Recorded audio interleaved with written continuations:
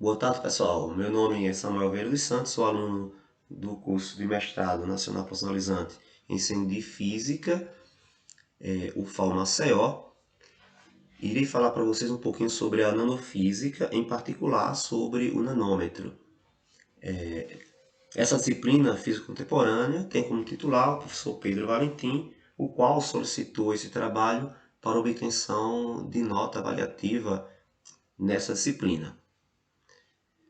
Bom, uma das tecnologias que mais promete inovar nossas vidas em futuro próximo é a nanotecnologia. Não se trata de uma tecnologia nova, pois ela foi anunciada ao mundo há cerca de 60 anos, mas era muito avançada para aquela época, uma vez que a ciência não dispunha até então de meios suficientes e eficientes para visualizar e manipular o micromundo.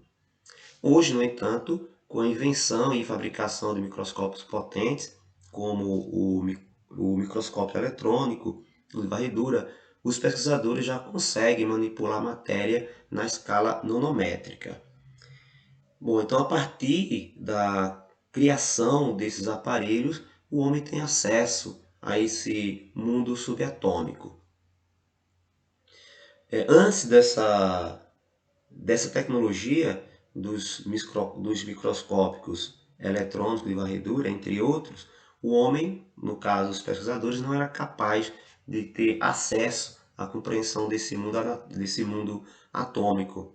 E a nanotecnologia, com o desenvolvimento desses equipamentos, passa agora a ter uma compreensão desse mundo.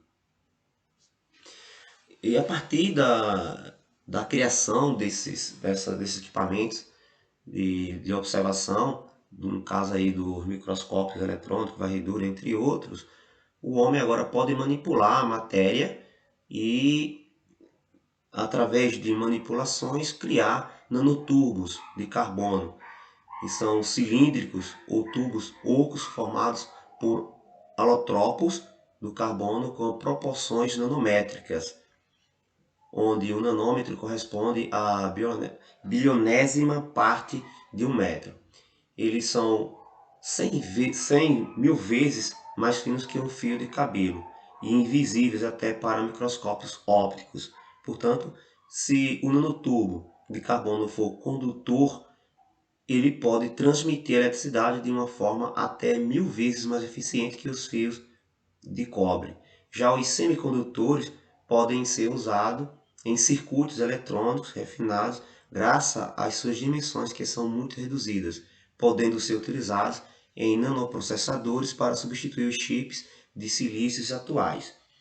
Bom, então veja que a partir do momento que o homem tem acesso a esse mundo subatômico, ele tem compreensão desse mundo nanométrico, começa-se a manipular e fabricar objetos que possam agora aumentar essa capacidade de armazenamento, inclusive de transferência, né, de informação.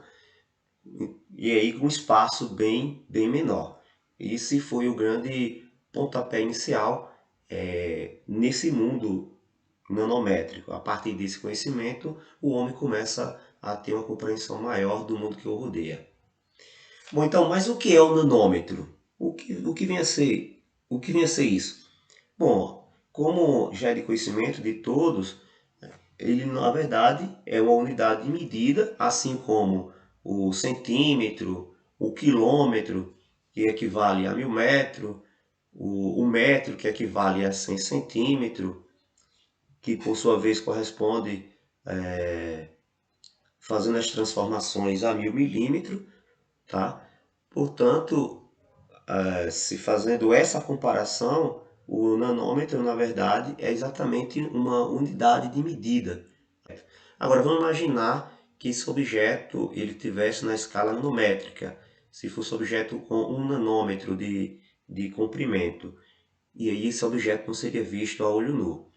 Bom, então, para que a gente compreenda o que é esse nanômetro, vamos fazer aqui uma relação para que a gente possa compreender. Então, imagine o seguinte, imagine que nós tenhamos uma bola que tem aproximadamente aí 22 centímetros e uma moeda que tem aproximadamente 1,7 centímetro.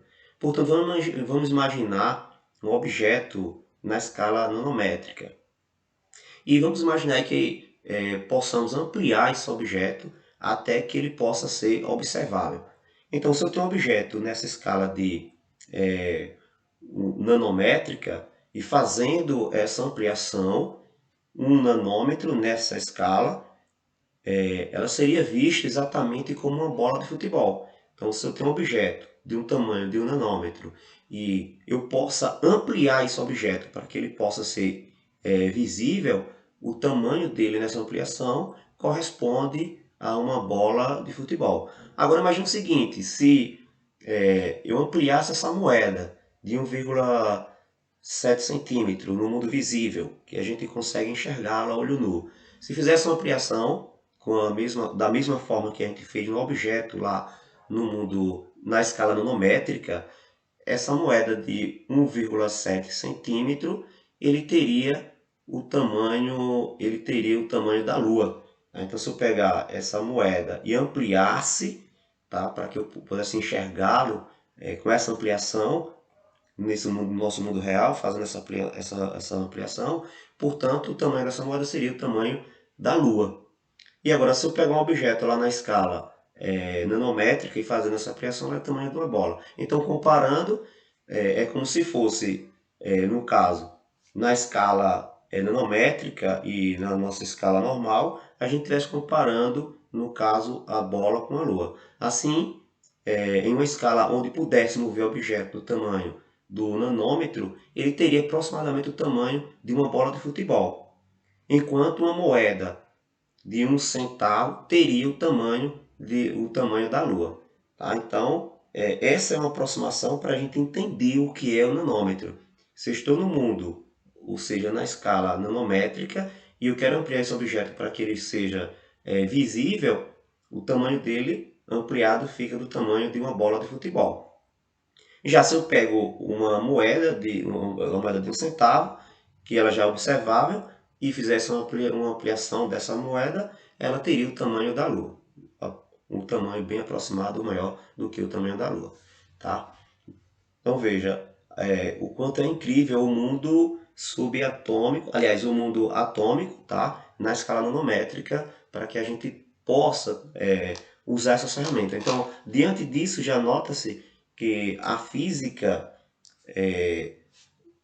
clássica já não funciona nesse mundo nanométrico. Então, portanto, tem que se aplicar uma outra ideia voltada para esse campo, tá, da escala nanométrica, que eu não irei discutir sobre isso. Portanto, a ideia aqui é apenas discutir sobre a escala nanométrica e a importância dela para a humanidade.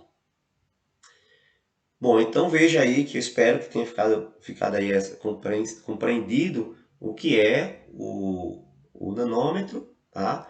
Então a gente viu que o nanômetro é um objeto que ele é a bilionésima parte do metro. Então vou pegar 1 metro e vou dividir ele em 1 bilhão de partes. Então aquela menor partezinha daquela divisão é chamada de nanômetro, que ele corresponde a 10 elevado a menos 9 metros. Tá fazendo aquela conversão. Bom, então espero que tenha sido compreendido isso. Veja que não é tão difícil. Então vamos seguir aí o nosso conteúdo, tá? Então, tendo uma noção mais exata do que é o nanômetro, podemos passar a falar da nanotecnologia, que é o entendimento e o controle de manipular a matéria em menores escalas, atômica e molecular.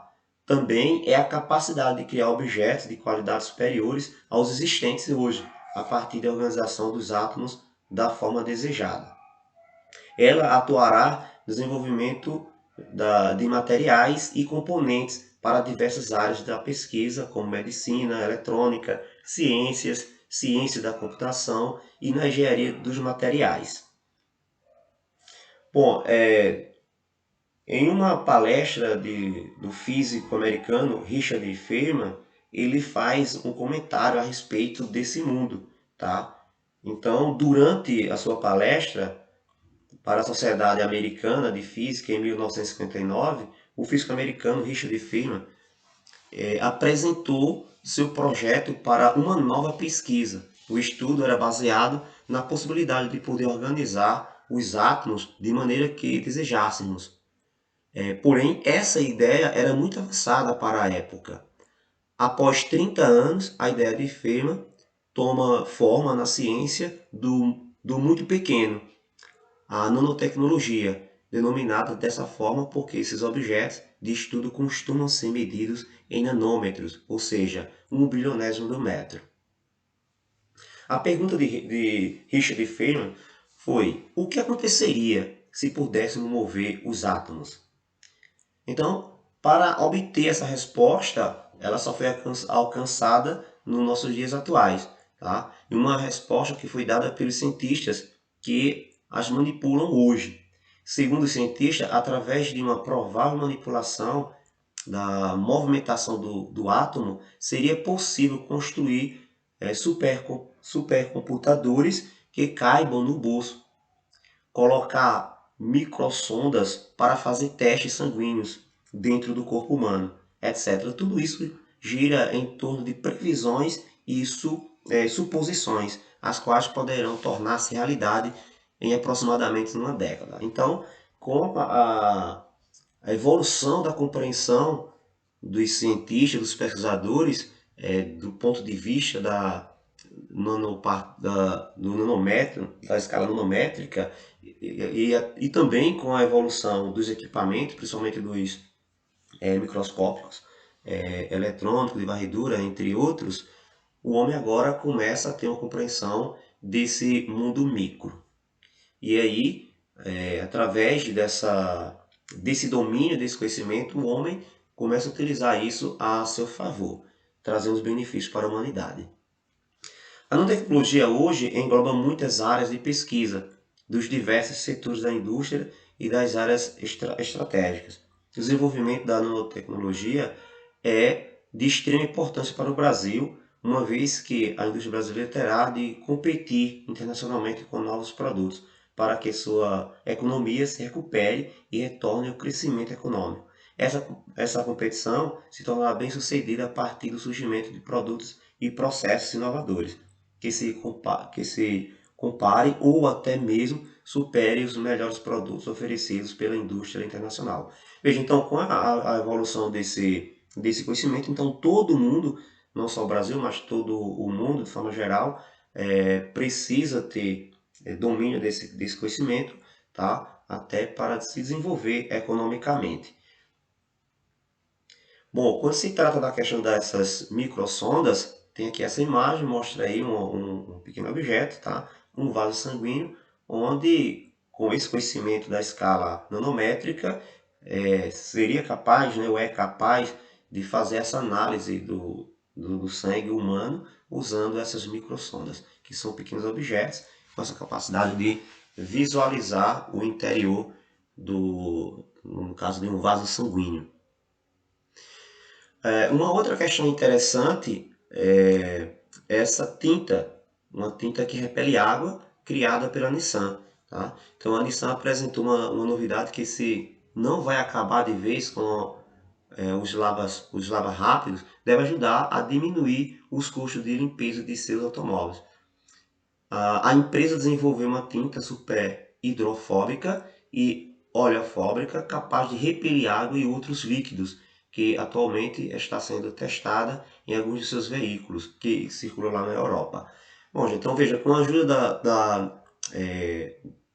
dessa nanotecnologia, utilizando esses conhecimentos nanométricos, essa empresa desenvolveu esse tipo de tinta que é capaz de repelir sujeiras, tá? Ela cria aí uma camada de ar, fazendo com que esse objeto não grude, tá? No caso na tinta, tá? Então vai manter o carro limpo por bastante tempo.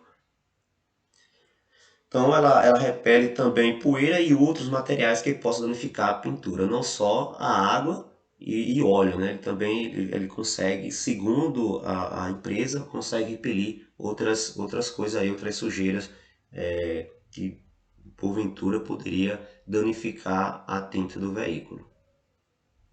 Pois veja que isso já é um grande avanço da nanotecnologia. Então, tudo isso que a gente está vendo hoje, ela, tanto na parte tecnológica, como também na ciência, na medicina, tem tudo a ver o conhecimento do homem de adentrar nessa área da nanotecnologia. E uma das áreas que é mais promissora, tá, em relação a esse conhecimento é a tecnológica. Tá? Então, ela tem usado bastante, tá, esse conhecimento. É um mundo que, nesse momento, que mais se utiliza dessa ferramenta. Hoje, nós já temos processadores com 45 nanômetros. Então, veja aí que quando se trata dessa questão desse processador, a gente está se referindo às peças tá, utilizadas por esse processador. Então hoje a gente já tem aí computadores, celulares, enfim, com essa tecnologia. E o efeito disso é otimizar tá, os meios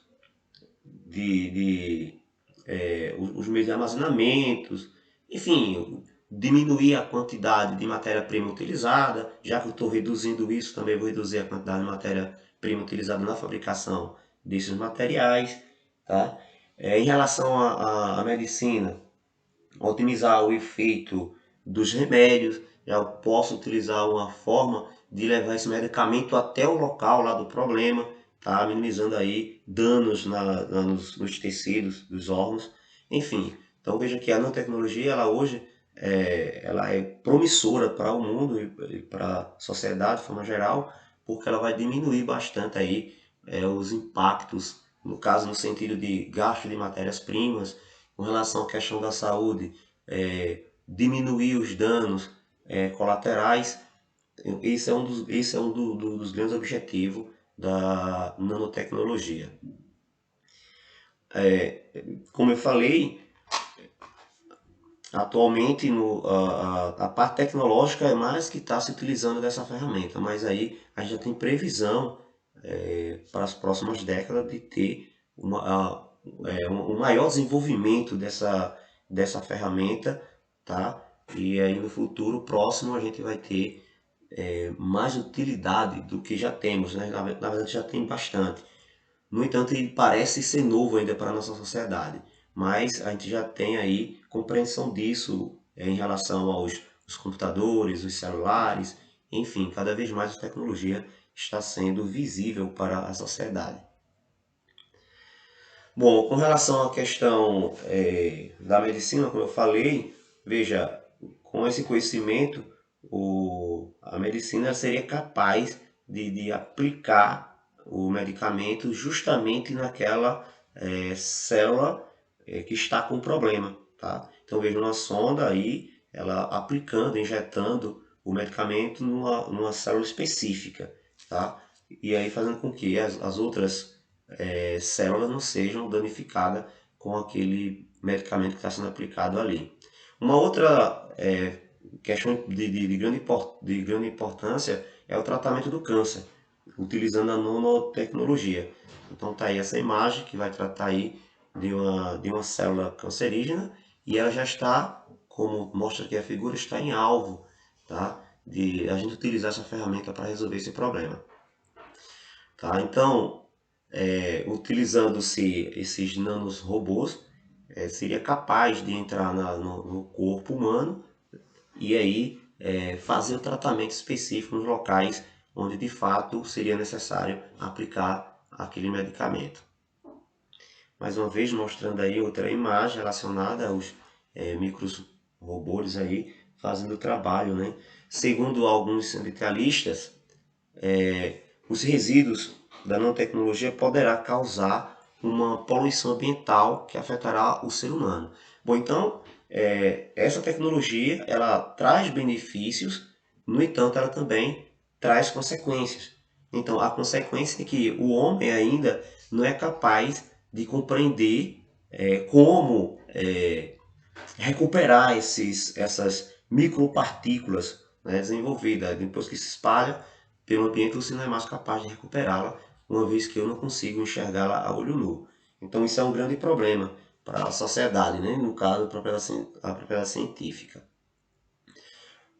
Um dos grandes problemas que poderá ser gerado pela nanotecnologia é a nanopoluição, gerada por nanomateriais ou durante a confecção desses. Esse tipo de poluição composta por nanopartícula pode ser mais perigosa do que a poluição existente no planeta, uma vez que pode flutuar facilmente pelo ar viajando por grandes distâncias.